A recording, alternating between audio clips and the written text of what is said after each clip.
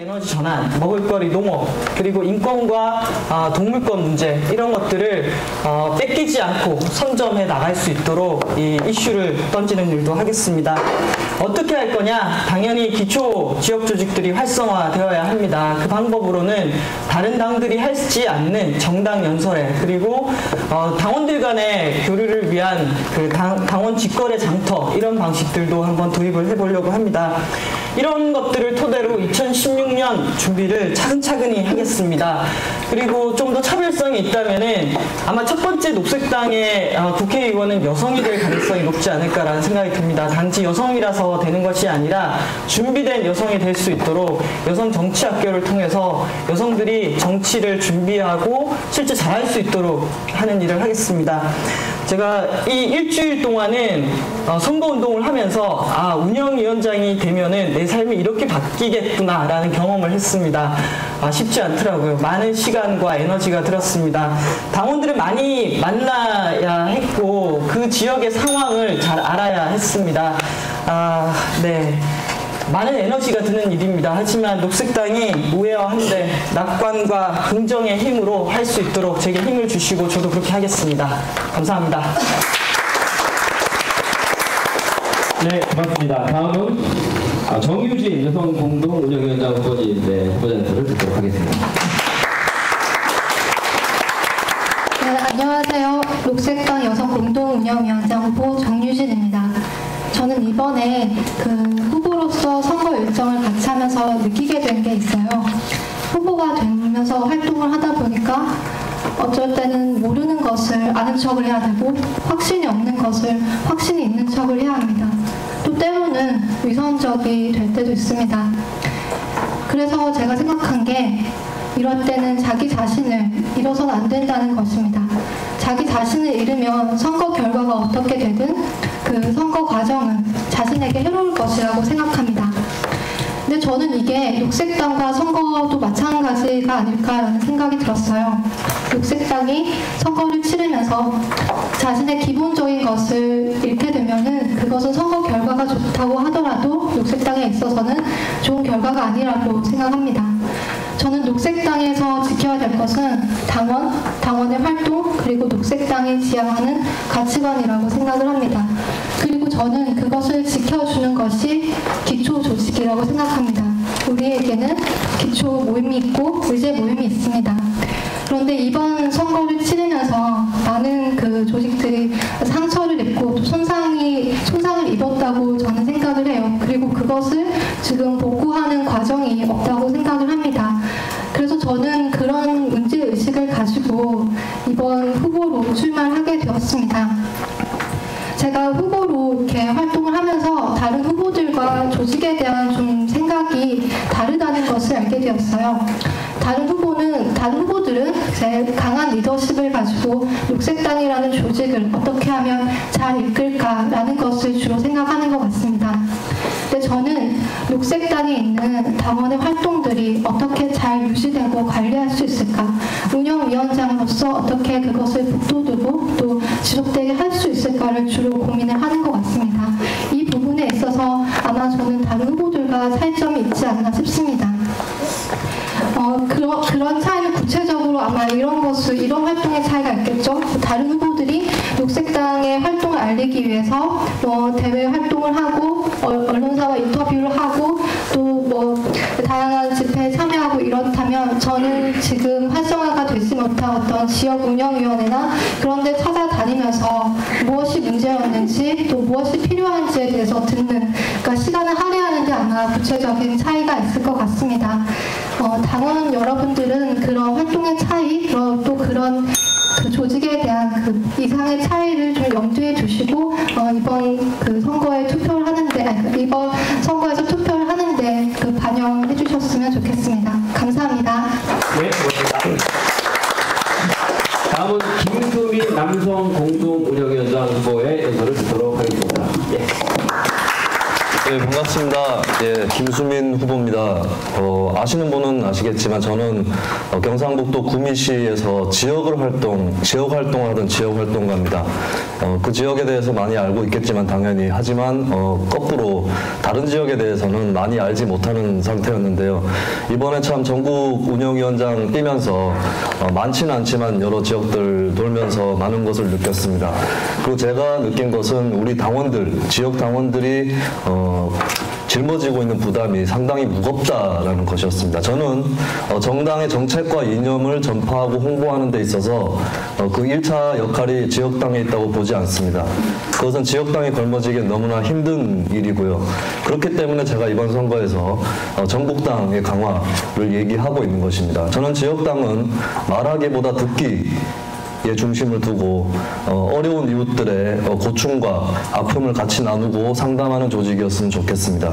그리고 그 지역의 고유의 이슈라든지 구도, 의제를 갖고 조금 더 독자적으로 활동을 했으면 좋겠고요. 그 이후에 따르는 그 정당의 인지도를 높이는 과정, 이런 것들은 전국당이 책임지고 앞장서서 돌파해 나가면서 이루었으면 좋겠다, 이런 생각이 듭니다. 우리는 2014년 지방선거에서 참패를 했습니다. 지역 조직이 무능해서 이런 결과를 가져왔느냐, 저는 그렇다고 보지 않고요. 전국당이 녹색당이야말로 정치 행위자라는 것을 알리고 확인시키는 데 부족했기 때문에 우리 지역 당원들에게 많은 그 부담이 전가됐다고 생각을 합니다.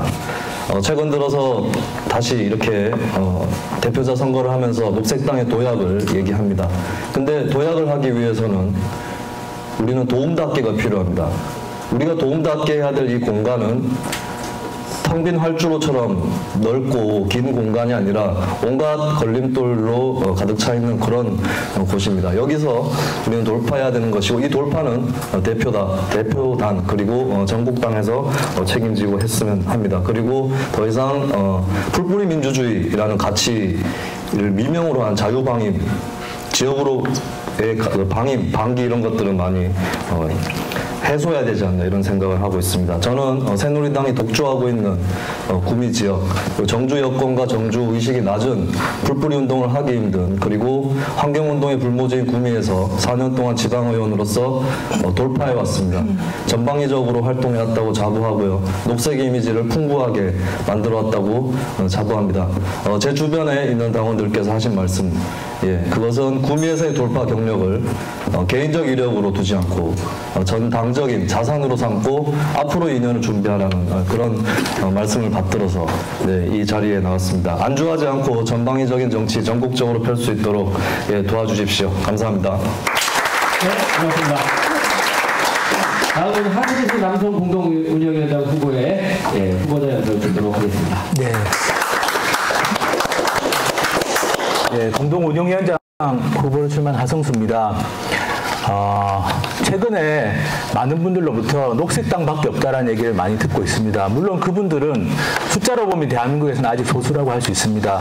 그렇지만 녹색당을 아는 많은 분들은 이제는 세월호 참사 이후에 과연 우리의 마음을 붙잡을 수 있는 정당이 과연 어디 있느냐, 우리가 정말 희망을 가지고 한번 참여해 봐야 되겠다라고 생각하는 정당은 어디 있느냐, 많은 분들이 녹색당을 아는 분들은 녹색당이라고 하십니다. 문제는 우리의 인지도가 너무 낮다는 데 있습니다. 그 인지도라는 게 과연 어떻게 해야지 올라갈 수 있는 것인지 저는 정말 치열하고 구체적인 고민을 해야 된다고 생각합니다. 막연하게 대변인을 둔다고 해서 인지도가 올라갈까요? 그렇지 않습니다. 지금까지 우리가 녹색당을 만들고 3년 동안 왜 인지도가 올라가지 못했는지 뼈저리게 한번 반성을 해봐야 되는데, 저는 그 부분이 바로 과감한 기획의 부족에 있었다고 생각합니다. 저는 제가 공동운영위원장으로서 활동하면서 지난 2년 동안 사실은 여러 차례 기획에 대해서 얘기를 했습니다. 저는 한국 사회운동과 정당운동은 다 기획 능력이 지금 바닥에 떨어져 있다고 생각합니다. 정당과 사회운동이 기획을 못하니 시민들이 과연 내가 지금 무엇을 해야 될지, 무엇에 참여할 수 있을지 얘기를 해주지 못하고 있는 상태라고 생각합니다. 저는 녹색당은 지금 현재 필요한 것은 과감한 기획 능력이라고 생각합니다. 그래서 제가 이번 선거에서 나오면서 기본소득을 첫 번째 공약으로 얘기를 했던 것입니다. 지금은 우리가 가진 것이 없는 상태에서 이것저것 좌고우면하면서 시간을 보내서는 안 됩니다. 우리가 사회에 핵심적인 메시지를 던지고 그 메시지로 우리는 인지도를 얻어나가는 것이 전공법이라고 생각합니다. 제가 탈핵 에너지 전환에 대해서도 마찬가지 생각을 합니다. 그동안 원전이나 석탄 탑에 대해서 많은 얘기를 했지만 사실은 아까 말씀드린 것처럼 우리가 핵심적인 메시지가 부족했다고 생각하고 제가 그것을 이번 공약으로 내세웠습니다. 그 이후에 시간을 두고 좀 더 얘기를 하도록 하겠습니다. 감사합니다. 네. 사실 1분 정도 시간이 더 남았었는데 약간 차고했었는데 더 괜찮으세요? 네, 제가 시간은 거의 안 넘기는데 제가 좀 당황했습니다. 제가 시간 넘긴 적이 네, 마저 이야기 하시죠. 네. 토론회에도 시간 안 넘기는데 네, 괜찮습니다.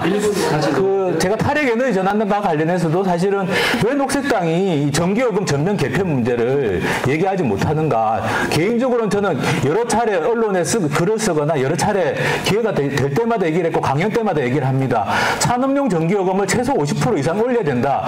제가 탈핵 강연하면 강연을 들었던 주부들이 여성들이 저한테 와가지고 왜 그 운동을 가지고 서명 운동을 하지 않느냐. 지금도 그렇게 이야기를 하십니다. 그런데 녹색당은 계속 현안에 끌려다니는 식으로 지금까지 활동을 해왔습니다. 저는 그게 대해서 저도 일정 부분 책임이 있는 사람입니다. 지난 2년 동안 제가 당의 운영을 전체적으로 총괄했기 때문에. 그렇지만 녹색당이 지금 우리의 녹색당이 우리들이 어떤 특정한 사람의 의도대로 굴러갈 수 있는 정당이 아니라는 것도 아마 당원들이 잘 아실 겁니다. 저는 이번 내부 선거가 당직 선거가 정말 치열한 토론을 통해서 과연 우리가 어떤 메시지를 가지고 시민들 속으로 파고 들어가야 되는지 거기에 대해서 저는 정말 우리가 답을 찾았으면 하고 그래서 제가 거칠지만 던진 것이 기본소득이라든지 산업용 전기요금을 대폭 현실해야 된다라든지 이런 메시지들을 우리가 좀 가져왔으면 좋겠다라고 제안을 드린 것입니다. 감사합니다. 네, 고맙습니다. 다음은 마지막으로 안준혁 남성공동위원장 운영위원장 후보의 연설을 듣도록 하겠습니다.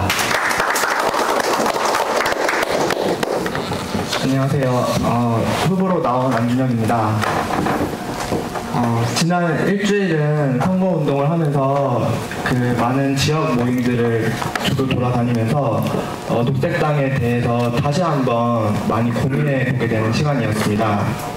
앞에 계신 후보들 중 많은 분들이 2016년 총선을 목표로 공약을 내세우셨는데요. 저 또한 녹색당 홈페이지와 그리고 대구 토론회 간담회에서 16년 총선을 위해서 지역 모임 활성화 그리고 광역시도당과 전국당 강화를 통한 3대 공약을 말씀드린 적이 있습니다. 저는 오늘 다른 생각을 좀 말해볼까 합니다. 이때까지 많은 부족한 모습을 제가 감추려고 애를 썼던 것 같습니다. 남의 눈 의식하지 않고 그대로 제 이야기를 하면 되는 것이었는데 포장하느라 애를 많이 쓰신 것 같습니다. 애를 많이 쓴 것 같습니다. 그래서 벗어나려고 많이 노력을 했는데요. 16년 총선에서 후보가 당선된다고 해도 과연 우리가 행복할까라는 질문을 해보게 되었습니다. 작지만 지난 2년 동안 녹색당은 총선과 지방선거를 거쳤습니다. 선거 결과만큼이나 유쾌하지 못했던 것은 지역 모임의 많은 당원들이 힘들어지고 진이 많이 빠지게 되었다는 것인데요. 만약에 한 명이 당선되었지만 우리가 모두 힘을 쏟아부어 버린다면, 그래서 의원은 있지만 녹색당이 없다면 개인에게도 조직에게도 좋지 않은 결과가 될 것입니다. 16년 총선을 위해 2년을 준비하지 않겠습니다. 그리고 녹색당을 위해서 헌신하지 않겠습니다. 스스로를 위해서 그리고 녹색당의 많은 당원들을 위해서 일하겠습니다. 당원들은 함께 그저 즐겁고 행복하기 위해서 그리고 그러면서도 나름의 의미를 찾기 위해서 노력하겠습니다. 선거를 위해서 운동하지 않고 역설적으로 그랬을 때 선거도 그리고 또 녹색당에게도 좋은 결과를 낼 수 있다고 생각합니다. 선거를 끝나도 선거에 저도 2년 뒤에 행복한 녹색당이 되도록 노력하겠습니다. 감사합니다. 네, 다음 순서는 상호 토론인데요. 상호 토론이라고 하지만 한 분에게 12분의 시간이 주어지는데요. 지난번에 8분이었는데 12분으로 늘렸네요. 12분 동안 뭐 본인이 다 써도 괜찮고 상당히 이렇게 다른 후보들에게 질문을 하거나 뭐 토론을 이끌어내시는 것도 좋습니다. 그러니까 그 12분은 각 후보가 자유롭게 쓰시는 시간이 되겠습니다. 이번에 순서는 어떻게 되냐면요. 호칭 없이 하승수, 안준혁, 김수민, 정유진, 이유진 이런 순서로 진행하도록 하겠습니다. 사실 이제 아까도 기본소득에 대해서 좀 말씀을 드렸는데 최근에 이제 이번에 우리 대표자 선거에 돌입한 이후에 당원 모임에 몇 군데 갔더니 당원들이 많이 저한테 질문하시는 게 기본소득에 대한 질문이었습니다. 그래서 오늘 제가 홈페이지에 기본소득 신문 10답이라고 해서 아주 자세하게 나름대로는 제가 정리해서 올렸고 부족한 것은 계속 메꿔 나갈 것인데 지난 대구 토론회에서 여성공동운영위원장 후보 두 분은 어쨌든 2016년 총선에서 기본소득을 우리가 정책으로 가져가는 것에 대해서 동의를 하셨습니다. 근데 남성 후보 두 분 같은 경우는 이제 약간 시기상조라는 말씀을 하셨어요. 저는 이제 최근에 제가 언론 기사를 보니까 외신을 보니까 영국 녹색당 대표가 2015년 총선이 있습니다. 영국은 내년 총선에서 영국 녹색당의 핵심 정책으로 기본소득을 가져가겠다라고 인터뷰한 내용을 봤습니다. 영국 녹색당은 2011년 지난 총선 때에는 기본소득을 정책으로 내세우지 않았습니다. 이런 변화가 무엇을 의미하는 것인지 저는 우리가 잘 읽어야 된다고 생각합니다. 저는 이제 기본소득이라는 주제가 나중에 이야기하고 나중에 선거 때 정책으로 써먹을 그런 주제가 아니라고 생각합니다. 전 세계적으로 지금 기본소득에 대한 관심이 높아지는 이유는 이 대량 실업과 불안정 노동과 심각해지는 빈부격차 불평등과 생태 위기를 극복할 수 있는 아주 중요한 매개 수단으로서 기본소득을 얘기하고 있고 사실 유럽에 있는 핀란드 녹색당 같은 경우는 2007년에 이미 상세하게 기본소득에 대한 밑그림을 그려서 발표하고 선거 정책으로 사용한 적도 있습니다. 영국이나 핀란드 녹색당은 우리와는 달리 이미 국회 의석을 가지고 있는 원내 정당이고 그 나라에서 최소 6에서 한 10% 정도의 지지율을 갖고 있는 그런 정당입니다. 그런데 아무것도 없는 우리 한국의 녹색당이 이런 기본소득 같은 의제에 대해서 머뭇거려가지고 그래서 이 의제마저도 다른 정치 세력들이 또 약간은 어떻게 보면 우리의 생각과는 다른 방향으로 의제를 가져가 버린다면 과연 우리는 무엇으로 시민들에게 우리 녹색당의 정말 절박한 필요성, 왜 녹색당에게 투표해야 하는가를 설명할 수 있을까 이제 그런 생각을 좀 해봅니다. 그래서 저는 두 후보께 지난 대구 토론회 이후에도 어쨌든 우리가 여러 차례 이렇게 생각을 할 시간들이 있었다라고 생각합니다. 그래서 지금도 2016년 총선에서 기본소득을 녹색당의 핵심 정책으로 가지고 가는 부분에 대해서 시기상조라고 생각하시는지 그 부분에 대해서 잠깐 여쭤보고 다른 얘기로 좀 넘어가고자 합니다. 요거는 김수민 후보님하고 안준혁 후보님 두 분께만 질문 드리겠습니다. 여성 후보님들은 지난번에 동의를 하셨기 때문에 두 분께만 질문 드리는 걸로 하겠습니다. 네, 지난 대구 간담회와 토론회에서 제가 기본소득을 아직 공동운영위원장으로서는 생각을 해보지 않았다고 말씀드렸는데요. 공동운영위원장의 역할은 어떤 의제를 설정하는 것이, 의제를 주장하거나 설정하는 것이 아니라 어떤 한 의제가 있었을 때 정치적으로 또는 선거에 어떤 방식으로 우리가 밀고 나갈 것인가, 어떻게 의제를 설정할 것인가를 고민해야 한다고 저는 역할이라고 생각을 했습니다. 그래서 그래서 아직은 시기상조라고 저는 생각을 하고 있습니다. 중요한 정책이라면 지난 2년 동안 우리 당에서 그것을 얼마나 과연 논의했었고 당의 리더들이 그걸 얼마나 공론화시켰는지를 좀 돌아봐야 될 것 같습니다. 시기상조라고 표현이 되고 있는데요. 그 시기를 상조하게 만드는 것이 무엇이었냐 했을 때 저는 충분히 지금 당에서 논의된 적이 없다. 이번 선거를 겨우 기점으로 해서 공론화될 조짐이 보이고 있는 것이고요. 그것을 결과적으로 2016년 총선에서 중요한 정책 혹은 슬로건으로 들고 갈 수는 있겠지만 저는 그것을 자신 있게 2년 안에 우리의 그 정책을 구체화해서 딱 한 달에 얼마씩 지급하겠다 이렇게 표출이 될 수 있을지에 대해서는 회의적일 수밖에 없다 그런 말씀을 드렸던 겁니다. 그리고 소수 정당은 발칙하고 담대한 문제 제기와 정책들이 필요하다고 생각을 하는데요. 근데 저는 그것이 현재 우리 사회의 수준에 비춰봤을 때 기본소득이라는 형태로 나타나서 과연 우리가 소수 정당다운 그 도전 의식을 보여줄 수 있겠는가. 일례로 학교 무상급식 같은 경우도 공짜 밥 준다라고 하는 그런 담론의 틀에 매이면서 오히려 교육의 탈상품화라든지 이런 진정한 정책적 의의가 드러나지 않는 상황, 이것이 저는 무상급식에 대한 어떤 역풍으로 불러일으켰다고 생각합니다. 이 상태에서 기본소득부터 꺼냈을 때 과연 우리가 이제 일자리 창출 담론의 한계를 지적을 해야 되고, 정의로운 녹색 전환 과정에서 일일이 다 고용을 승계할 수 없는 이런 부분들까지 지적을 해야 될 텐데, 이런 것들이 소화되겠느냐. 그리고 우리에게 주어진 발언 시간과 발언 기회는 극히 드물 텐데, 이것을 공방을 할 수 있을 만큼 계속해서 토론해 나갈 수 있을 것인지에 대해서 거기에 대해서 좀 회의적인 것이고요. 좀 차라리 뭐 발칙하고 과격한 정책을 내놓는다면 뭐 기본소득보다는 이명박을 감방에 집어넣자라고 얘기하는 것이 저는 훨씬 올바르다고 생각합니다. 그리고 하여튼 우리 사회 풍토에 비춰서 좀 걱정되는 부분은 있고요. 기본소득 괜찮다고 생각합니다. 2016년에 가능할지는 모르겠는데, 근데 그 이전에 밟아 나가야 될 우리 정책적 스텝들이 있는 거고요. 그리고 우리가 이미 갖고 있었던 탈핵이라든지 농업 분야에 대한 비전, 이런 부분들을 제대로 소화하는 그 실력부터 보여줘야 기본소득으로 이루는 그 단계들을 제대로 밟아 나갈 수 있지 않나, 그렇게 생각을 하고 있습니다. 네, 말씀 감사합니다. 저는 정말 뭐랄까, 아까 말씀드린 것처럼 과감한 기획력이라는 게 얼마나 중요한지에 대해 다시 생각을 해봅니다.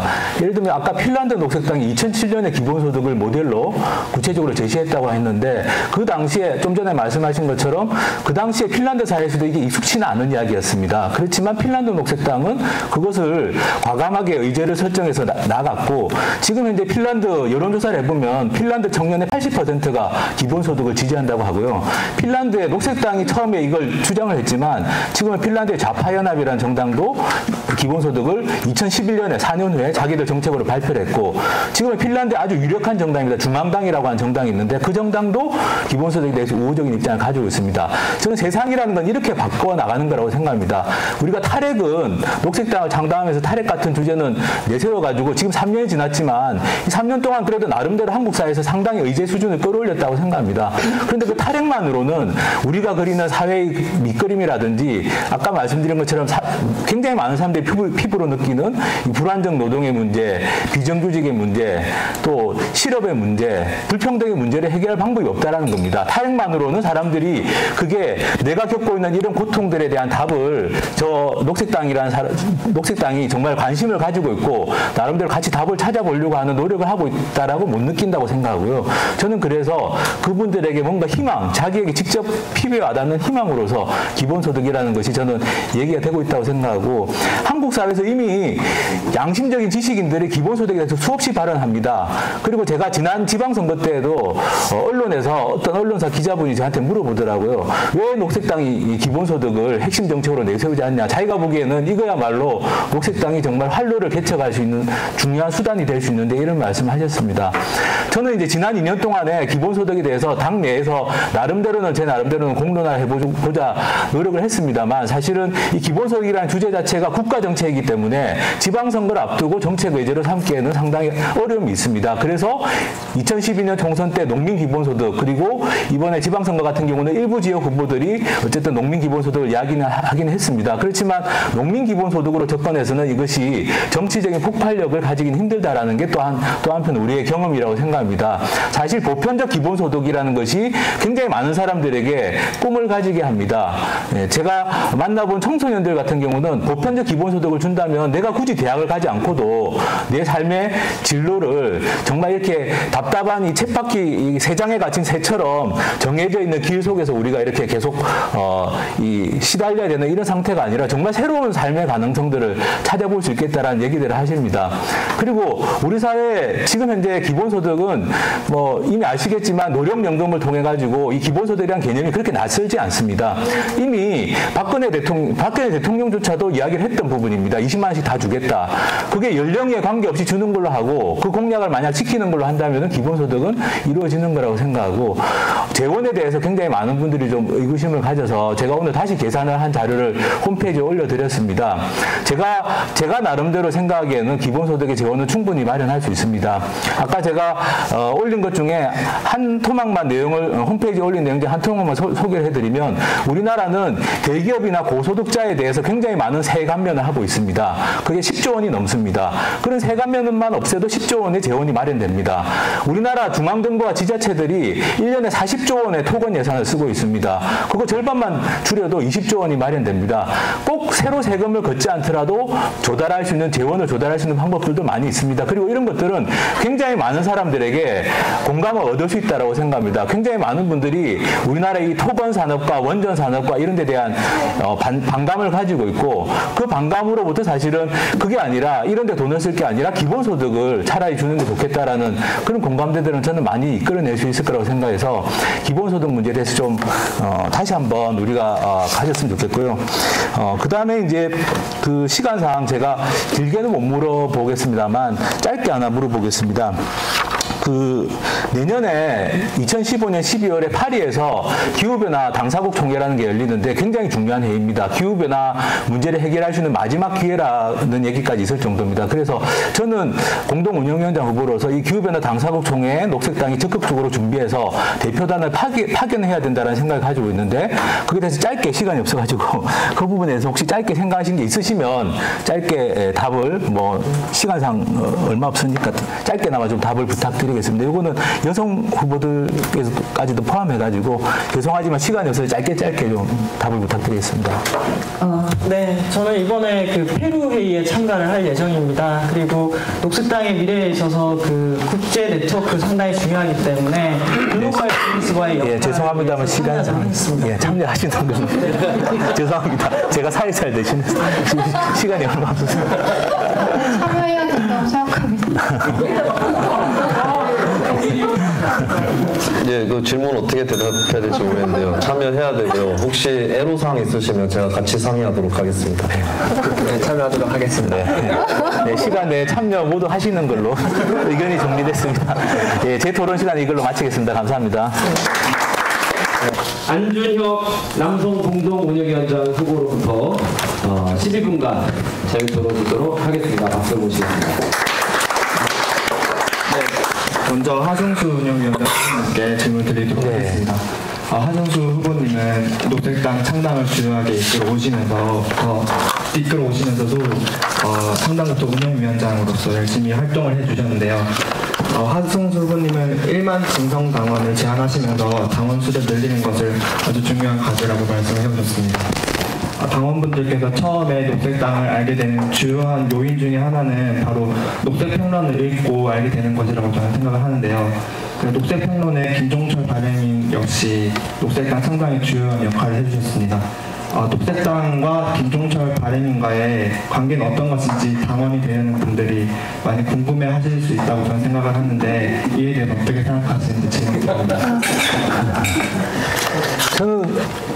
저는 녹색당은 모든 당원들이 다 각자 한 명씩의 몫을 가지고 있다고 생각합니다. 김종철 우리 녹색평론 발행인 선생님 같은 경우도 저는 뭐 평당원이신 거고 그리고 녹색전환연구소 이사장을 지금 맡고 계시는 분이라고 저는 생각하고요. 그렇지만 우리가 이런 대표자 선거를 하든 뭘 하든 그분도 사실은 한 명의 당원일 뿐이고 저는 조금 덧붙여서 말씀드리자면 지금 녹색당의 공동운영위원장이라는 직책을 공동대표라고 이름을 좀 바꾸자는 제안이 있습니다. 근데 저는 그냥 대표보다는 대표당원이라고 하는 게 더 정확하지 않겠나. 예, 이게 이름은 공동대표라고 하셔도 되는데 그 정신 자체는 저는 대표도 당원이 한 사람이라는 그 정신이 녹색당의 굉장히 중요한 가치라고 생각합니다.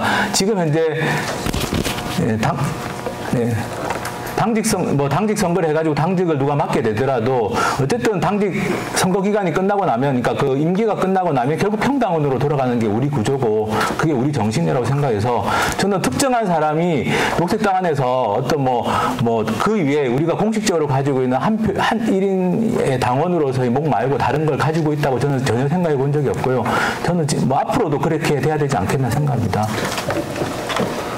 네, 답변 고맙습니다. 김수민 후보님께 질문 드리겠습니다. 김수민 후보님은 구미시의회에서 시의원을 하시면서 의정 경험을 많이 하셨는데요. 사실 녹색당이 16년 총선을 준비하면서 해야 할 일들이 참 많습니다. 인지도, 정치적 행위자, 시스템 등등 말씀하신 대로 참 가혹한 상황이라고 생각을 하는데요. 사실 2년 동안 녹색당이 해온 것은 많지만 출마한 지역에서 많은 당원 모임들이 활기를 잃은 곳들이 참 많습니다. 이런 곳에 대해서 어떻게 생각하시는지 질문드립니다. 네, 말씀하신 취지는 이제 선거를 준비하느라 좀 무리를 했다면 무리를 해서 아마 이렇게 당의 힘이, 지역당의 힘이 소진됐다 그런 말씀으로 제가 받아들이면 되겠습니까? 네. 예.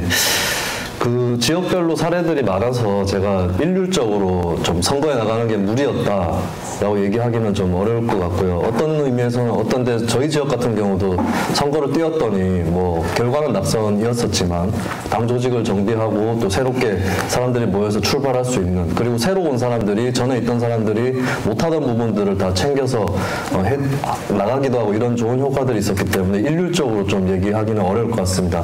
저는 좀 조심스러운 것은 선거를 치러봤더니 당이 되게 모임이 힘들어지더라 이런 얘기들이 결국에 좀 선거를 회피하게 되거나 조심하게 되는 풍토로까지 이어지진 않았으면 좋겠다고 생각을 하고요. 저는 그게 선거 때문에 당 모임이 힘들어졌다기보다는 총체적으로 여러 가지로 힘들었기 때문에 그 열정과 에너지를 소모한 거에 대한 좀 반대급부로 따라온 것이고, 그것도 일시적으로 갈지 아니면 앞으로 충전이 될지는 또 너무 쉽게 비관하지 않고 지켜봤으면 좋겠다는 생각이 듭니다. 어쨌든 선거를 치렀다고 해서, 그러니까 선거를 치렀다는 것을 당 모임이 좀 잦아들거나 이런 원인으로, 주요 원인으로 딱 지목하기는 좀 어렵지 않나.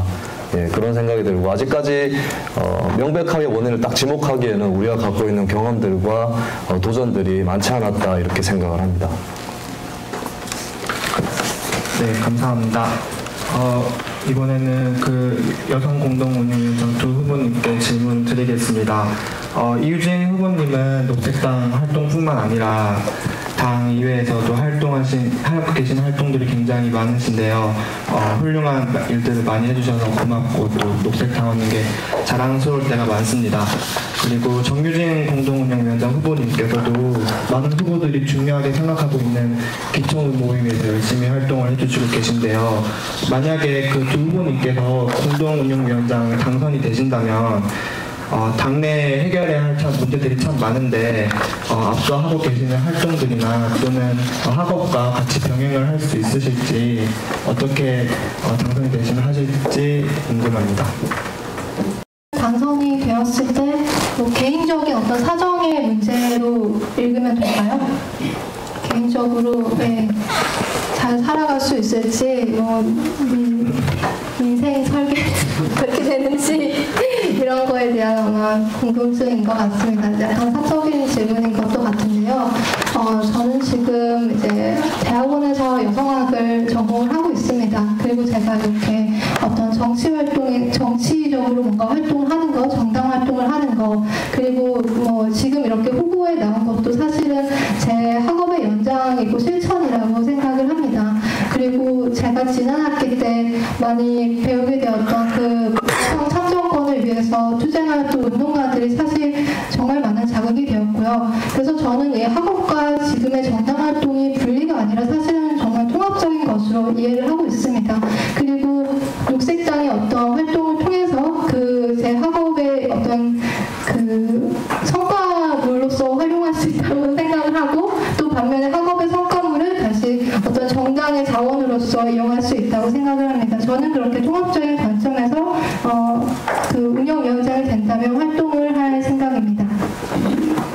운영위원장은 절대적으로 시간을 조직의 운영과 방향 설정에 써야 된다고 생각합니다. 그래서 외부 활동을 조정하거나 줄이도록 하겠습니다. 다만 강의에 있어서는 강의가 상당히 중요한 조직의 장이 된다라고 알고 있습니다. 실제로 제가 강의를 할 때 강의 끝에 당원 가입서를 내밀었을 때 훨씬 더 많이 가입을 하실 수 있는 것 같고요. 내용을 충분히 1시간에서 2시간 정도를 설명할 수 있는 기회를 갖는다 있다는 건 너무나 소중한 것 같습니다. 그래서 녹색당의 이름으로 가능하면 강의를 하고 그것을 회원 확대로 연결시키도록 하겠습니다.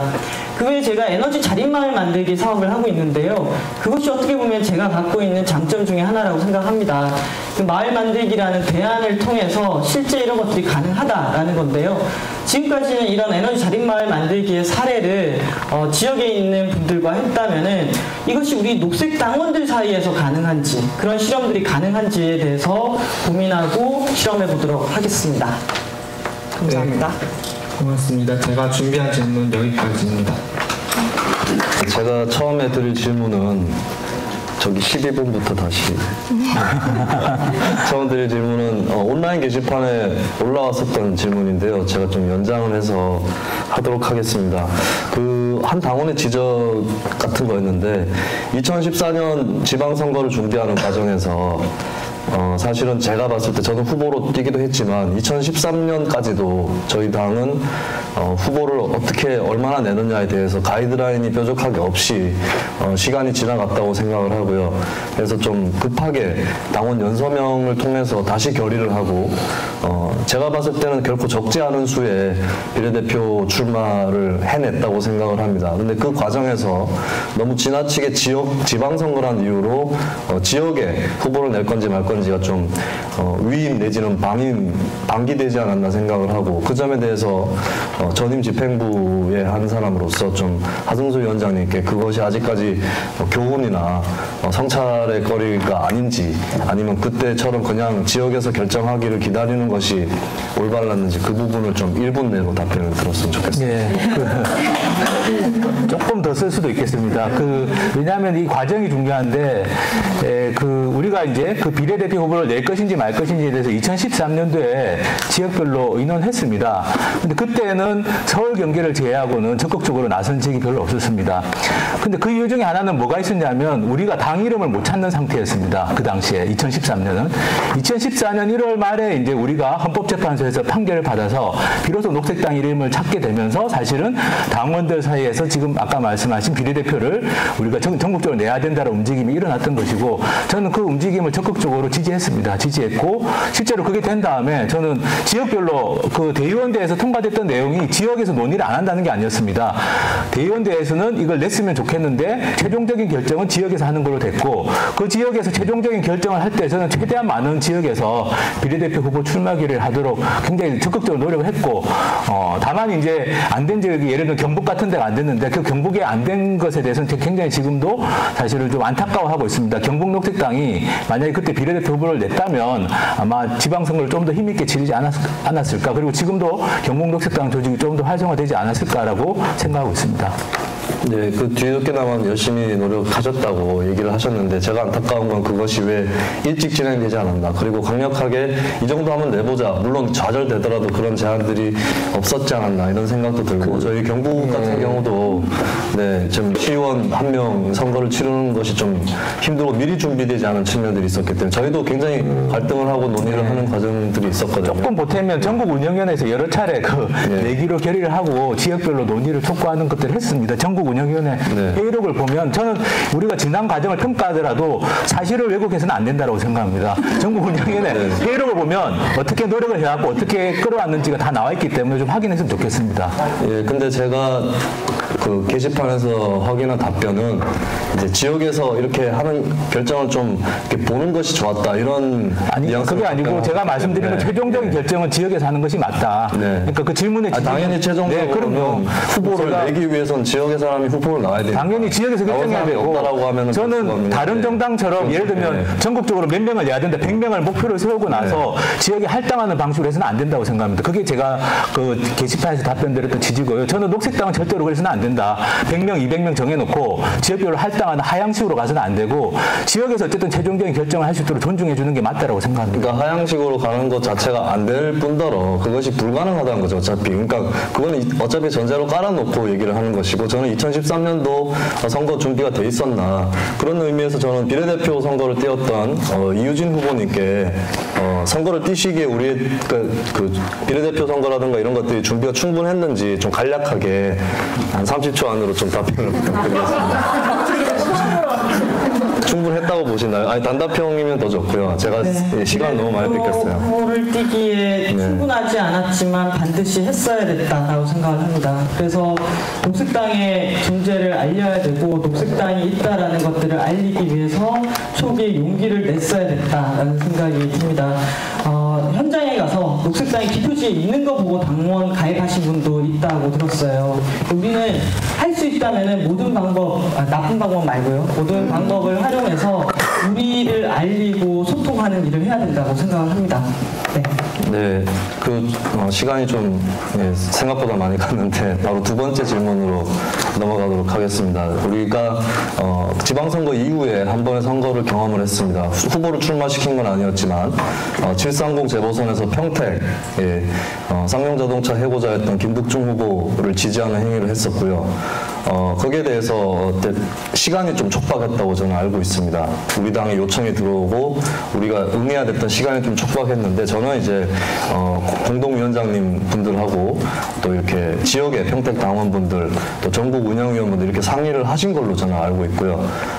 결정이 났을 때 저는 조금 급작스럽긴 했으나 좋은 결정이었다. 그리고 정치적인 내용과 우리 당의 정신에 맞는지를 놓고 판단하는 것이 옳다고 생각을 했습니다. 근데 이제 절차가 문제가 있다. 왜 당원들에게 많이 얘기하지 않았나. 이런 이유로 이제 문제 제기를 하시는 당원이 계셨고요.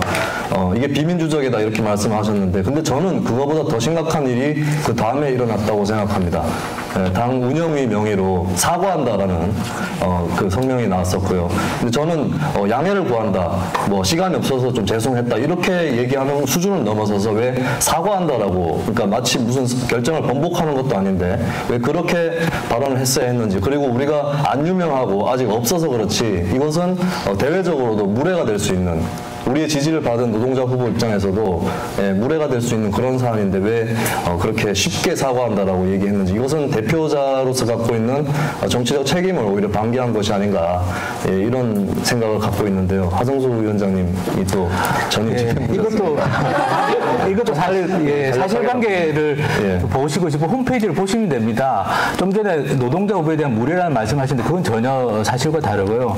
노동자 후보를 우리가 그래서 그 부분에 대해서는 당 내부 절차상 좀 의견 수렴 과정이 미흡했기 때문에 그거는 당원들께 사과하는 것이고, 우리가 김덕중 후보에 대해서는 전폭적으로 우리가 지지해야 된다라는 것이 그 입장문의 결론이었습니다. 그거는 홈페이지에서 확인하실 수가 있고요.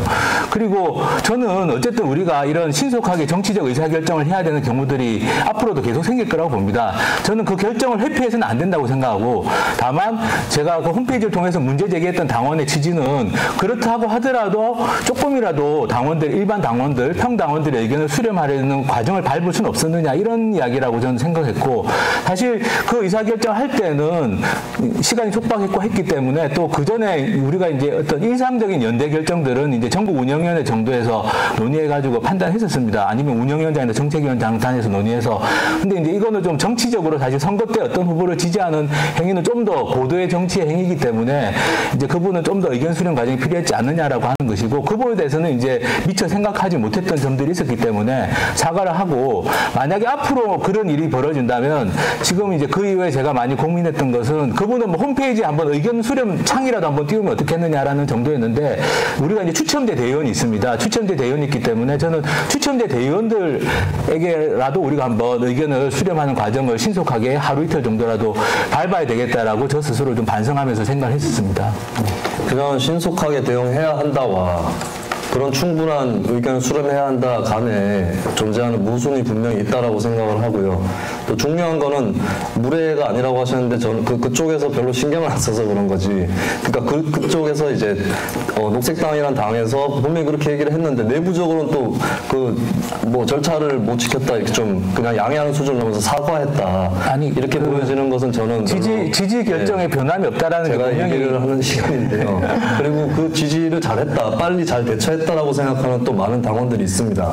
그 당원들의 입장이라는 것도 있는데 그렇다면 그 당원들에게는 또 허락 안 받고 사과해서 죄송하다 이렇게 할 것인지 저는 아니, 근데 그것이 당 대표자단에 정확하게 갖고 있어야 되는 신속한 대응 그리고 자기가 직선으로 뽑힌 대표자로서 갖고 있는 자의식 이런 것들이 좀 부족해서 생기는 현상이라고 저는 생각을 하고요. 네, 의견을 제시하시는 건 좋은데 사실은 아까도 말씀드린 사실관계는 정확하게 해야 됩니다. 그 읽어보시면 그 지지 결정에 변함이 없고 그러니까 변함이 없는데 네. 사과를 하신 게 또 모순이 아니 된다는 그거는 거죠. 우리 당원들의 저는 거기에 대해서 결정에 우리가 대해서 번복했다라고 대표자단에서 번복했다라고 제가 말씀드린 적이 없습니다. 아니 그러니까 제가 말씀드리는 그 무례는 아니라고 했고 그 부분에 대해서는 저는 오해는 없다라고 저는 생각합니다. 그쪽하고도 오해가 없고 약간 아쉬운 것은 과연 우리가 녹색당 내부 대표자 선거에서 이런 이야기들이 이 질의응답이 대상이 돼야 되는지 좀 아쉬운 점이 있습니다. 아니요, 저는 대내적인 행위가 대외적으로도 의미가 있다고 생각을 하고요. 다른 사람들이 그것을 신경을 안 써서 그냥 넘어간 것이지 저는 그 대표단의 결정이 굉장히 가벼웠었다라고 생각을 합니다. 제가 시간이 좀 어쨌든 의견으로 받아들이겠습니다. 마지막 질문을 좀 드리겠는데요. 두 후보님께 둘 다 드리는 질문입니다. 그러니까 하승수 위원장님께서는 이제 위원장이 됐을 때 지역구로 총선에 출마를 하시겠다라고 제가 어디서 답변한 걸 봤는데요. 각오가 돼 있다고 답변했습니다. 예, 한 발 뒤로 빼는 것이면 몰랐는데, 근데 이게 정당들을 보면 대표자가 선거에 출마하는 경우는 그 지역구가 대표자가 그 해당하는 유명 정치인이 나가야 당선이 가능해서 한 석이라도 더 올려보겠다. 뭐 민주노동당의 권영길, 뭐 진보신당 노회찬 심상정 정도 예, 그런 사례였었고 보통은 대표가 이제 선거를 진두지휘하는 역할들을 하는데요. 하승수 위원장님 자기가 출마하셨을 때 본인이 출마하셨을 때 당선 가능한 데가 있어서 내가 여기 안 나가면 일석이 떨어진다 이런 의미는 아니실 거라고 보는데 저는 그래서 선거에 출마할 각오가 되 계시면 대표자 선거에 나오실 게 아니라 지금 이제 지역으로 예, 내려가셔서 2년이면 시간이 긴 건 아니거든요. 그래서 좀 아마추어적인 생각을 갖고 계신 게 아닌가 좀 생각이 들고요. 그러면 안준혁 후보님은 이제 질문이 아니신 것 같은데요. 답변은 안준혁 후보님께서는 이제 본인이 연령을 이유로 좀 어차피 나가기가 어렵다라고 말씀하셨는데 혹시 선거법이 개정되면 나가실 생각이 있는지 궁금하고요. 왜냐하면 저도 당 대표자가 돼도 나이 때문에 현행법상 대선에 출마를 못합니다. 근데 현행법이 개정되면 저는 출마할 용의가 있고요. 안준혁 후보님도 총선에 혹시 개정되면 출마할 용의가 있으신지 그리고 하승수 후보님은 이제 대표자로서 지역에 나서는 것에 대해서 좀 설명해 주십시오. 네, 저는 개정이 된다고 하더라도 나갈 생각이 없습니다. 왜냐하면 히딩크가 축구에 나가서는 그러니까 2000년 월드컵을 하는데 히딩크가 나갈 수는 없잖아요. 히딩크는 히딩크만의 역할이 있는 것이고 감독은 감독의 역할, 선수는 선수의 역할이 있다고 생각합니다. 예, 정치에서는 말이 중요하고 말이 정확해야 됩니다. 좀 아쉽습니다. 왜냐하면 제가 각오가 돼 있다고 말씀드린 이유는 아실 겁니다. 우리가 선거 전략이 전체적으로 그려지면 그 선거 전략에 따라서 저의 출마 여부도 결정이 되는 겁니다. 다만 중요한 것은 우리가 비례대표 득표를 위해서라도 지역구에 나가야 되고 지역구에 나가야 될 때 대표단이 그러면 필요하다면 앞장서서 나가는 모습을 보여주지 않는다면 어느 지역에서 후보가 나가려고 하겠느냐. 그래서 저는 그런 각오가 돼 있어야 된다고 말씀을 드린 거고 각오가 돼 있다라는 하고 나간다는 건 분명히 다릅니다. 정치적으로 말은 중요하기 때문에 좀 정확하게 얘기를 했으면 좋겠습니다. 저희 시간을 좀 넘기셨는데 제가 한마디만 더 해야 될까요? 그러니까 각오가 돼 있다는 건 나가는 거에 무게를 둔다는 뜻 아닙니까? 그러니까 이럴 수도 있고 저럴 수도 있다는 뜻은 아니라고 생각이 되고 만약에 그렇다면 아닌 경우에 대한 설명도 있어야 될 텐데 그것이 없었기 때문에 나가는 것에 무게를 두고 제가 질문을 드렸던 겁니다. 이상입니다. 네, 고맙습니다. 네, 다음은 정유진 여성공동운영위원장 후보로부터 발표를 듣도록 하겠습니다. 박수로 모시겠습니다. 저는 이번에는 네 후보에게 각각의 질문을 던지고 싶어서 아마 시간 배분을 잘해야 될 것 같다는 생각이 듭니다. 우선은 이유진 후보님에게 질문을 드리겠습니다. 이유진 후보님의 출마의 변이나 혹은 지난 토론회에서의 발언하신 것을 보더라도 어떤 활동가에 대해서 중요한 중점을 두는 것 같습니다. 예를 들어서 어떤 당내 활동가들의 당원으로서 활동을 촉진시킨다든지 아니면 어떤 지역 현안에서 운동하고 계시는 분들을 당원으로 가입시킨다든지 하는 식으로 어떤 활동가들을 조직의 동력으로 삼고자 하는 그런 의도가 있으신 것 같은데요. 그런데 그런 활동가들이 당원으로서 활동하는 데는 상당히 지금까지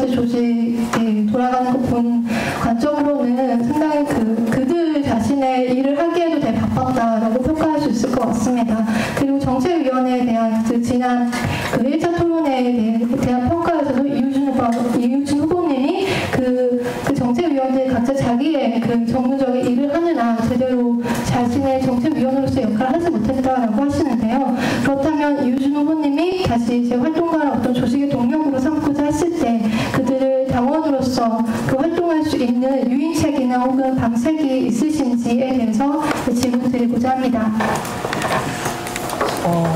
저는 잘못 이해가 전달이 된 것 같은데요. 저는 활동가들을 조직의 동력으로, 녹색당의 동력으로 삼아야 된다라고 얘기 드린 적이 없습니다. 오히려 녹색당 전체 당원 중 지금 당비되는 당원이 한 6,000명 된다 그러면은 저도 깜짝 놀랐습니다. 580명이 활동가 당원입니다. 이분들이 어떻게 보면 우리 사회의 촉진자 역할을 하고 있고 네트워크 역할을 자기가 속한 조직에서 하고 있다 보니까 오히려 당내에서는 활동하기에 힘든 면이 있다. 세상에 제일 바쁜 분들이 활동가잖아요. 그래서 저는 이분들을 중심으로 당원을 이게 당을 조직하겠다는 게 아니라 그 부분은 이제는 포기하고 가자. 오히려 우리 당원들이 기본적으로 정당에 대해서 활동하고 싶어 하고 할 때 마중물로서 그 사람들이 할 수 있는 역할만 딱 집어서 역할을 하도록 하는 게 맞다라는 생각이 들었습니다. 그래서 저는 활동가를 중심으로 한 당을 만들겠다라고 말씀드리지 않았다라는 거. 그리고 또 활동가라는 게 뭘까요?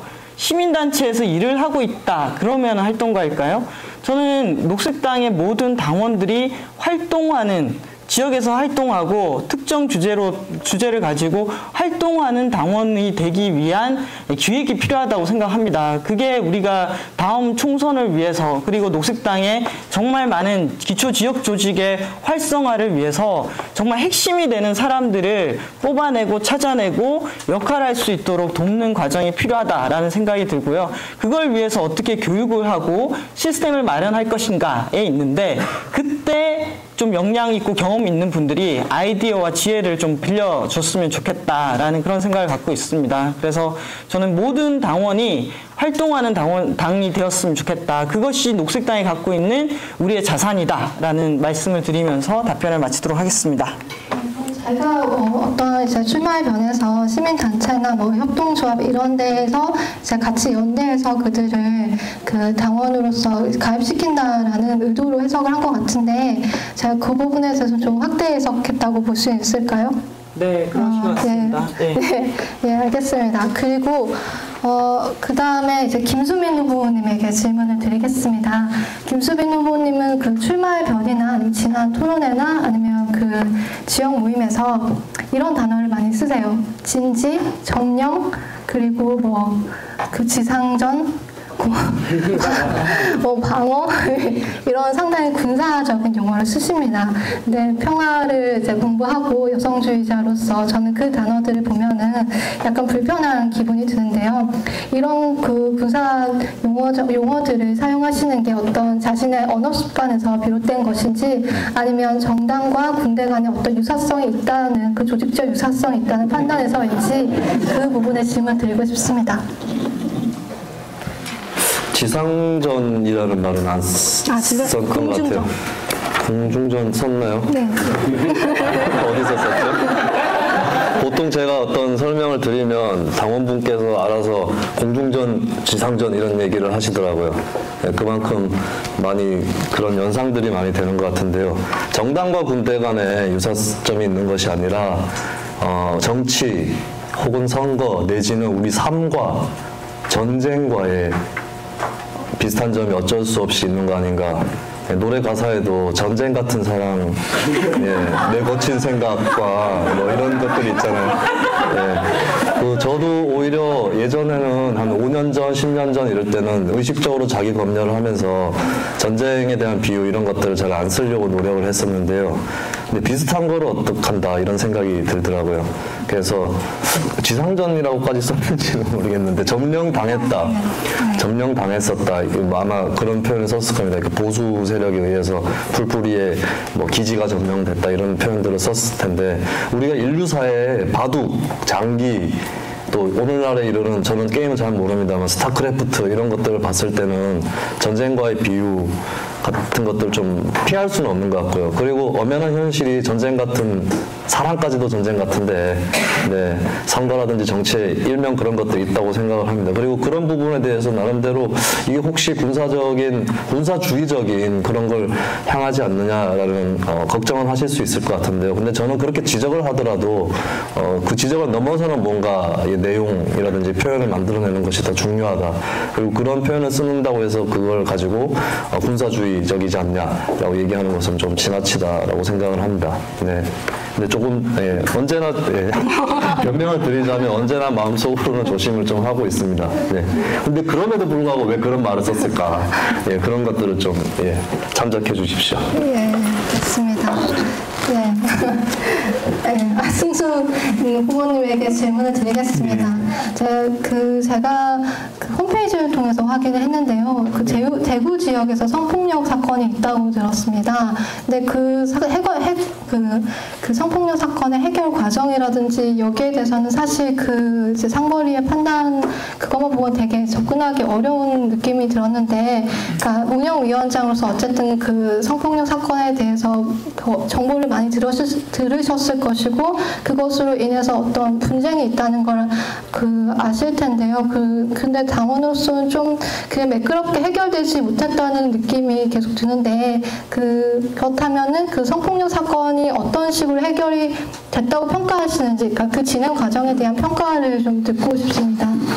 예, 그 녹색당 내에서는 어쨌든 그런 부분은 이제 상벌위원회 소관으로 돼 있고, 사실은 저도 그 과정에는 전혀 관여를 못 하고 있습니다. 못 하게 돼 있고 또 못 하는 게 맞다라고 생각합니다. 어쨌든 그건 일종의 우리 사회로 따지면 사법부 같은 기능을 하는 곳이 상벌위원회이기 때문에, 이제 제가 이제 좀 사실은 이제 부족했다고 생각하는 점은 그런 일들이 사실은 일어나지 않도록 우리가 미리 예방하는 게 중요하고, 그다음에 일어났을 때 사실 상벌위원회가 좀 이렇게 잘 그 사건 자체를 잘 처리하지는 못하는, 그러니까 상벌위원회 자체도 좀 어려운 점들이 있었고, 그래서 과정상으로 어쨌든 이 성폭력 사건, 성추행 사건을 처리하는 과정에서 좀 어려운 점들이 있었고, 그래서 이제 그 부분에서 우리가 이제 교훈을 얻어야 된다라고 생각합니다. 그러니까 앞으로 어떻게 하면 이런 일이 발생하지 않도록 할 것인가, 또 그런 일이 발생했을 때 어떻게 정말 이걸 우리가 잘 해결할 수 있을 것인가, 또 이런 부분에 대해서는 저는 이제 좀 고민이 많이 필요한 것 같고요. 이번에 상벌위원회에서 이제 당내 성평등 인권교육을 제안하셨는데, 저는 이 부분은 좀 어쨌든 전국당에서 좀 책임을 지고 어쨌든 이 성평등 인권교육은 좀 진행을 해야 되지 않겠나 생각하고 있습니다. 감사합니다. 이제 그 안준영 후보님에게 질문을 드리겠습니다. 시간이 되면 다른 후보님들에게도 같이 이제 답변을 요구드리는 건데요. 그러니까 어떤 이제 선거나 당 활동에 앞서서 활동가들이 상당히 활동가 하여튼 당직자들의 활동이 상당히 중요하다고 생각을 합니다. 그리고 그 선거를 치를 때나 지금 이런 당내 선거를 치를 때에도 활동가들의 필요가 상당히 누적이 되고 있다고 생각을 하고요. 또 어떤 집회 같은 데도 참여해야 되고 그 당 회의 같은 데도 참여를 해야 되는데, 근데 이 기본적인 활동가들이 계속 필요해진 상태에서 당내 활력도가 떨어질 수밖에 없다고 생각을 하는데, 그렇다면 그 활동가의 처우나 혹은 개선점에 대해서 안준영 후보님은 어떻게 생각하시는지, 그리고 시간이 되면 다른 후보님들에게도 이와 관련된 것을 질문 드리고 싶습니다.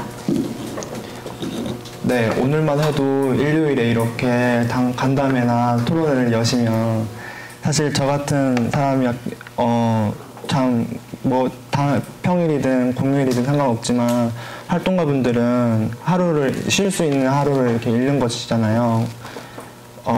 그리고 또 평소에도 이제 저녁에나 이렇게 할 약속이 있으시면, 저녁에도 행사가 있으시면 개인적인 여유를 다 잃는 것이고, 저는 그래서 되게 이런 부분은 고쳐야 한다고 생각을 하고, 예를 들면 주 4일제를 시범적으로 전국당에 해본다던가, 아니면 그게 너무 힘들다면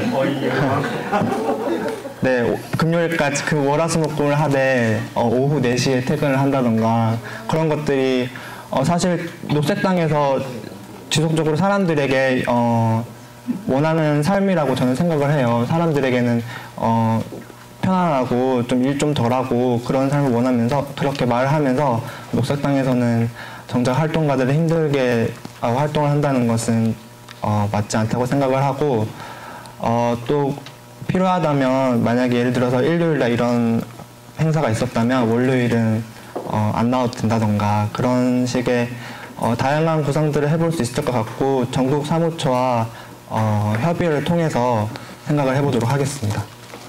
네, 감사합니다. 지금 40초가 남았는데 아마 다른 후보님들이 자발적으로 얘기하고 싶은 게 있으시면 그 활동가 문제에 대해서 발언해 주시고 없으면 저는 저의 질문 시간 여기서 마치도록 하겠습니다. 네. 없나요? 최대한 개선해야 된다고 생각합니다. 네. 네. 활동가들과 이야기하는 자리를 만들고 이 일을 시작하도록 하겠습니다. 제가 당선이 되면. 예. 네, 알겠습니다. 네, 감사합니다. 네, 고맙습니다. 네. 마지막으로 이유진 여성공동운영위원장 후보의 저희 토론 듣도록 하겠습니다. 역시 박수로 모시겠습니다. 네, 김수민 후보님께 질문하겠습니다. 계속해서 지역당보다는 전국당이 중요하다라고 얘기를 하시는데요. 여기서 얘기하는 전국당의 범위가 어디인가요? 그 운영위원장 플러스 사무처 활동가? 그래서 전국당의 범위에 대해서 말씀을 해주시고 이것을 강화하겠다라고 얘기를 하시는데 그 방안으로는 부대표라든지 대변인 신설 이런 얘기를 하시는데 그거 말고 절대적인 인력이라든지 이런 것들이 부족한 부분들이 있어요. 그 외에 신설 외에 채울 수 있는 부분들이 있는지 말씀해 주시고요. 그리고 그렇게 되면은 전국당이 강화된다고 했을 때 기존에 있는 자원을 쥐어짜서 강화를 하거나 아니면은 예산이라든지 이런 것들을 좀 들여가지고 확충을 하거나 하는 게 있습니다. 그랬을 때는 지역당에 내려가는 60%의 비중을 전국당을 위해서 그럼 좀 줄여야 되는지 녹색당이라는 게 정말 한정된 자원을 가지고 운영해야 된다라는 측면들이 있습니다. 그래서 전국당 강화 측면에서 제가 질문드린 이런 부분들에 대해서 한 1분 30초 내에 답변해 주시기 바랍니다.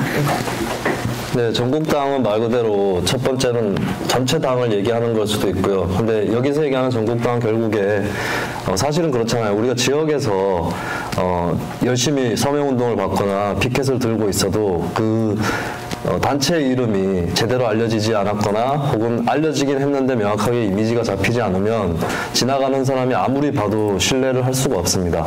저는 그런 의미에서 녹색당이라는 이름을 걸고 하는 행위 그리고 그걸 담보해 줄 수 있는 1차적인 당의 활동 부분을 전국당이라고 얘기를 하는 것이고요. 뭐 대표자, 공동위원장 뭐 이렇게 한정할 수도 있겠지만 넓게 보면 전국 사무처라든지 정책이 다 이렇게 들어가는 것이겠죠. 예, 그렇게 보여지고요. 글쎄요, 제가 신설하겠다고 한 게 대변인하고 부대표였었는데 그 이외에 더 신설해야 될 부분에 대해서는 특별히 어떤 직책을 예를 들어서 제가 말씀드릴 만큼 그렇게 생각하고 있는 것은 없습니다. 근데 하나 더 할 것은 이제 부대표를 포함해서 대표단을 꾸리겠다라고 얘기를 했었는데요. 지금 현재 저는 이제 공동운영위원장하고 전국운영위원회 체계가 너무 단촐하고 사람도 많이 없지 않느냐, 서로 견제하고 이러기도 부족하다는 생각을 많이 하기 때문에 전국운영위원회도 좀 성원을 늘려서 전국위원회 수준으로 좀 가져가야 되지 않나 싶고요. 항상 많이 고민이 되고 질문이 곤혹스러운 것은 추가적으로 필요한 재정일 것입니다. 사실은 이제 편리하게 대답하자면 부대표나 대변인을 죄송합니다. 만들어내는데 시간이 당원 당규 개정이나 이런 것들이 걸릴 테고 그 사이 재정을 좀 보완할 수 있는 추가적인 어떤 입당이라든지 이런 것도 있었으면 좋겠는데요. 저는 필요하면 구체적으로 내용을 더 봐야겠지만 지역과의 그 재정 이 분배 문제를 다시 한번 볼 필요도 있다 그렇게 생각을 합니다. 그 점에 대해서 제가 그럴 리는 없다, 뭐 지역 재정은 놔두겠다 이렇게 얘기하지는 않겠습니다. 네, 감사합니다. 하승수 후보님께 여쭙겠습니다. 지난 3년 동안 녹색당의 주요한 역할을 해 오셨고 그리고 두 번의 큰 선거가 있었는데 왜 그 두 번의 선거에 각오가 아까 안 돼서 못 나가신 건지, 왜 지난 두 번의 선거를 그냥 후보가 아닌 상황에서 지나치셨는지에 대한 이야기를 해주시기를 바랍니다. 예, 감사합니다. 사실은 창당하고 2012년 총선 같은 경우는 뭐 기억하시겠지만 사실은 아주 기본적인 우리가 선거 치를 수 있는 체계가 안 돼 있는 상태에서 맞을 수밖에 없었습니다. 사실 그동안 제가 2차례 선거, 뭐 2014년 지방선거도 그렇고 제가 했던 역할은 이제 돈 모으는 역할이 제일 컸고요. 어쨌든 우리는 돈이 필요하기 때문에 특히 이제 지방선거 같은 경우는 후보자들, 지역구에서 나간 후보자들이 자금이 지원이 안 되면 이제 선거빚이 남거나 하면 굉장히 심각한 문제가 될 수 있기 때문에 저는 그런 경험들을 많이 봤습니다. 옆에서. 그래서 그런 역할들을 했고 지난 2차례 선거 같은 경우는 어쨌든 제가 직접 후보로 나갈 수 있는 어떻게 보면 여건이 좀 저는 안 됐다라고 생각하고요. 그리고 이번 선거 같은 경우는 그렇습니다. 이제 비례대표 이번 2016년 총선 같은 경우는 비례대표를 통해서든 지역구를 통해서든 우리가 원내 정당이 돼야 된다라는 건 뭐 분명하게 많은 당원들이 동의하는 목표라고 생각하는데 문제는 이제 비례대표 같은 경우는 저는 뭐 후보자들이 있을 거라고 생각하는데 지역구에서 근데 아까 말씀하신 것처럼 우리가 당선 가능한 지역구가 과연 있을지는 알 수가 없습니다. 근데 누군가는 지역구에서 나가서 녹색당을 알리지 않으면 지역 현장에서 알리지 않으면 비례대표 득표도 사실은 기대하기 어려운 게 또 현실이기 때문에 아까 제가 그런 각오를 말씀드렸던 거고요. 2차례 선거에서 후보에 사실 제가 나가고 싶었다라고 말씀드릴 수는 없지만 그때도 마찬가지로 제가 나갈 수 있는 여건이 있으면 나갔을 겁니다. 근데 지난 2차례 선거는 아까 말씀드린 것처럼 자금이라든지 여러 가지 준비를 제가 어쨌든 맡아야 되는 상황이기 때문에 나갈 수가 없었고 특히 이번 지방선거 같은 경우 어쨌든 과천시장 선거가 녹색당 입장에서 상당히 전략적으로 중요했는데 어쨌든 그 과정에서 제가 일정한 역할을 할 수밖에 없어서 제가 직접 후보로 나갈 수는 없었습니다. 네, 안준혁 당원께 묻겠습니다. 안준혁 후보님께서는 청년의 정치를 대변하고 있다라고 생각을 하시는지요? 그리고 청년 녹색 당원들의 지지가 나의 지지 기반이다라고 생각하고 계시는지 여쭙고 싶습니다. 저는 청년 정치를 대변하고 있다고 생각하지 않습니다. 이게 세대론으로 나온 것이냐, 20대 세대론으로 나온 것이냐 이런 질문인지는 잘 모르겠지만 그게 그 정치나 그런 정치적인 문제들이 저는 물론 특정 세대들이 겪고 있는 문제는 분명히 있다고 생각을 하지만 그렇다고 해서 그 문제들을 세대론적인 담론으로 푸는 것은 맞지 않다고 생각을 했고요. 그리고 지금 사실 이번 선거에 나온 것은 청년 녹색당과는 얘기가 되어 있지 않던 것이었습니다. 그래서 물론 제 입장에서는 청년 녹색당 당원분들의 지지를 기본으로 바탕으로 깔고 하면 저는 물론 좋은 것이겠지만 청년 녹색당 당원분들과 얘기가 됐던 것은 아니고 그냥 저 개인적으로 나온 것으로 답변을 하겠습니다. 운영위원장이나 이렇게 선거에 나가게 되면 그래도 함께 할 수 있는 사람들과 같이 뜻을 맞춰서 오는 것들이 좀 필요하지 않을까라는 생각이 들었고요. 그래서 그런 지지 기반이 있으면 좋지 않을까라는 생각을 했습니다. 마지막으로 그 정유진 후보님께 여쭙겠습니다. 초기 녹색당 만드실 때 여러 가지 그 직책을 맡아서 역할을 하신 걸로 알고 있습니다. 그래서 그렇게 역할하시면서 본인이 우리 당에 뭔가를 위해서 기여했다. 그래서 나는 이런 성과를 얻었다라고 얘기할 수 있는 것이 있으면 말씀을 해주시고요. 그리고 본인의 지지 기반은 어디에 기반을 두고 있다라고 생각하시는지 거기에 대해서 좀 시간을 많이 쓰셔도 되니까요. 얘기를 해주셨으면 좋겠습니다. 네, 감사합니다.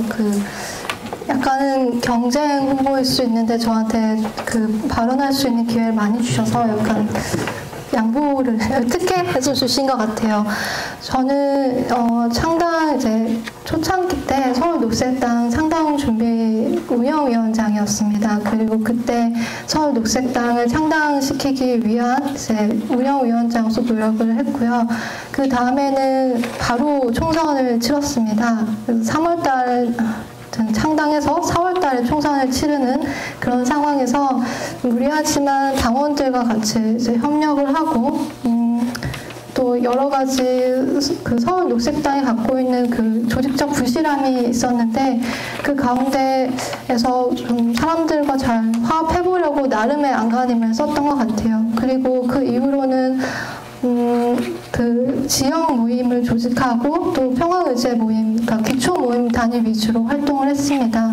제가 그 부분에 있어서는 아마 다른 후보님들과의 차이점이라고 할 것 같아요. 기초 조직을 하면서의 그 겪었던 어려움과 뭔가 부족함들, 그 평화의제 모임을 1년 반 동안 하면서 느꼈던 그런 부족함과 어려움을 저는 체득을 하고 있다고 생각합니다. 성과로서는 사실 그런 것이 어떻게 측정되고 드러낼 수 있을지 모르겠지만 저는 뭐 나름의 당원 친구들을 많이 사귀고 또 그 사람들과 어떤 의견을 통해서 당내에 채식이나 동물권 의제를 활성화시키는데 노력을 했다고 생각을 해요. 특히나 길고양이 보호사업은 실제적으로 사업을 하면서 당원들을 가입시키기도 하고 또 지역에 있는 캣맘들과 같이 협력하에 길고양이를 구조하는 사업을 하고 있고 그거를 되도록이면 녹색당의 활동으로 홍보하려고 노력을 하고 있습니다. 아직은 이제 성과를 말하기에는 좀 미미한 부분이 있는데 이것들이 지속적으로 활용될 수 있도록 이어질 수 있도록 또 계속 노력할 것입니다. 다음 질문은 또 없나요? 네. 거기까지 얘기해 주시면 될 것 같습니다. 네. 감사합니다. 제가 한 2분 정도 남았는데요. 저는 요즘에 정말 당에서 운영위원장이 되면은 여러 가지 목소리가 나올 거다. 예를 들면 지금 특별위원회만 하더라도 탈핵특위, 농업 먹거리 특위, 소수자 인권 특위, 그리고 또 필요하다면 기본소득 특위라든지 또 선거를 위해서 또 해야 된다면 또 특위가 만들어질 수 있어요. 그러면은 한정된 자원을 어떻게 이 요구를 가지고 배분을 하는 역할을 할 거냐. 물론 이거는 위원장이 결정하는 건 아닐 겁니다. 그래서 당원들하고 얘기를 듣겠죠. 그랬을 때 그냥 당원을 확보하겠다 말고 정말 이렇게 어느 것 하나 버릴 수 없는 상황에 처했을 때 무엇을 기준으로 선택과 할 건지 여기에 대해서 단답형으로 얘기를 해주시면 좋을 것 같습니다. 저기 안중혁 당원부터 충돌하는 이 요구를 어떻게 조정할 거냐. 무엇을 가치에 두고 단어를 얘기하셔도 됩니다. 한정된 자원을 어떻게 효율적으로 관리할 것인가에 대한 기준을 말씀해 주시면 그렇죠. 예, 그렇게 이해하셔도 됩니다. 그것이 뭐 선거든 어떤 다른 것이든 간에 상관없는 거죠. 예. 저는 당원들의 욕망을 기준으로 하겠습니다. 네. 그다음 다음 분. 네, 저는 자원을 좀 더 확보할 수 있는 방법부터 먼저 고민하겠습니다. 그거 제외하라고 했는데. 네, 다음 김승현. 예, 저는 시급성하고 단기적인 집중 선택에 따라서 하도록 하겠습니다. 어려운 문제인데 대답할 수 없을 정도로 어려운 문제라서 그 다음에 차차 고민해 보도록 하겠습니다. 네, 저는 녹색당의 확장성을 기준으로 선택을 하겠습니다. 네. 이상입니다. 네, 고맙습니다. 네, 이렇게 해서 공동운영위원장 후보 토론회 전반부를 마치겠는데요. 뜨겁죠? 네. 식품가 좀 시키시고 수다 좀 떨고 다시 뵙도록